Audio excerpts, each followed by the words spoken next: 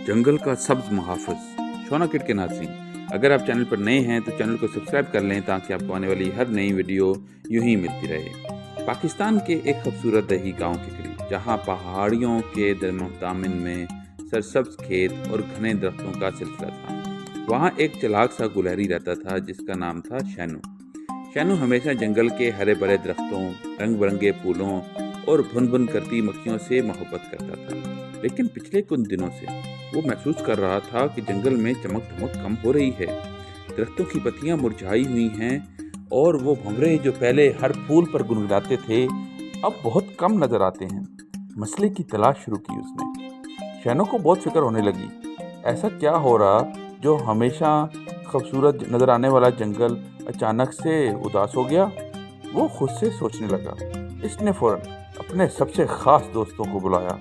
बाबा उल्लू, एक दाना पुराना उल्लू जो सब जानता था, मोटा खरगोश मकसू, हंसता खेलता लेकिन शरारती, मेहनती चूंटी लैला जो हमेशा हल निकाल लेती थी। शैनू ने सबके सामने जंगल की हालत बयान की।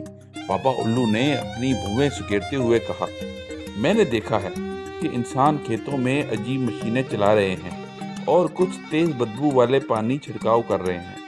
शायद यही हमारे दरख्तों को बीमार कर रहा है। सब मुहाफ़िज़ों की थी। इसी लम्हे शैनू ने खुश होकर कहा, चलो हम सब मिलकर जंगल को बचाते हैं। हम अपनी एक टीम बनाते हैं, नाम होगा सब्ज मुहाफ़िज़। सबने जोरदार कहका लगाया और पुरजोश अंदाज में इत्तेफाक किया। अगले दिन दोपहर को सब्ज मुहाफ़िज़ों ने बाबा पीपल के दरख्त के नीचे इजलास बुलाया। वहाँ से इन्होंने खेतों की तरफ जाने का मंसूबा बनाया ताकि वो खुद देख सकें कि आखिर मसला है क्या। इंसानों की दुनिया की खोज। जब वो खेतों के करीब पहुंचे तो हैरत से उनकी आंखें खुली की खुली रह गई। वहां बड़े बड़े ट्रैक्टर जमीन खोद रहे थे और इंसान स्प्रे की बोतलें लिए पौधों पर कुछ छिड़क रहे थे। शैनू ने एक स्प्रे की बोतल को सूंघा और फौरन पीछे हट गया। ये तो जहर जैसा है। अगर ये हवा में फैला तो हमारे दरख्त भी इससे मुतासिर होंगे।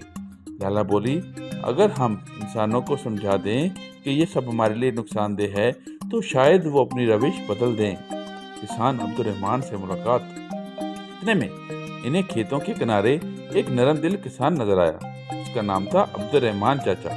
वो एक सादा दिल फितरत दोस्त आदमी थे जो हमेशा दरख्तों के साए में बैठकर तस्बीह करते थे। शैनू ने हिम्मत करके इनके पास जाकर अपनी बात शुरू की।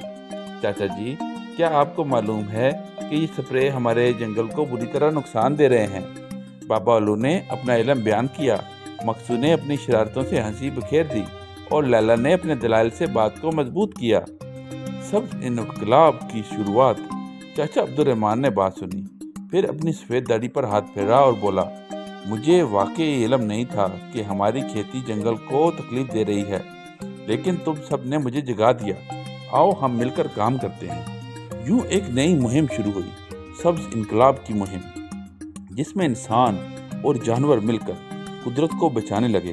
खेतों में जहरीले स्प्रे की जगह कुदरती खाद और नीम के पत्तों का स्प्रे इस्तेमाल होने लगा। फूलदार पौधे खेतों के किनारे लगाए गए ताकि भंवरे और मक्खियां वापस आएं। बच्चे स्कूल में माहौल दोस्त मंसूबे बनाने लगे। सब्ज मुहाफ़िज़ हर हफ्ते देहात में जाकर लोगों को कुदरती ज़राअत सिखाते। नया जंगल, नई जिंदगी।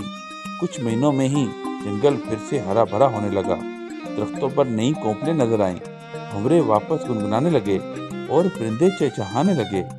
शैनू एक दिन अपने दरख्त पर बैठा मुस्कुरा रहा था।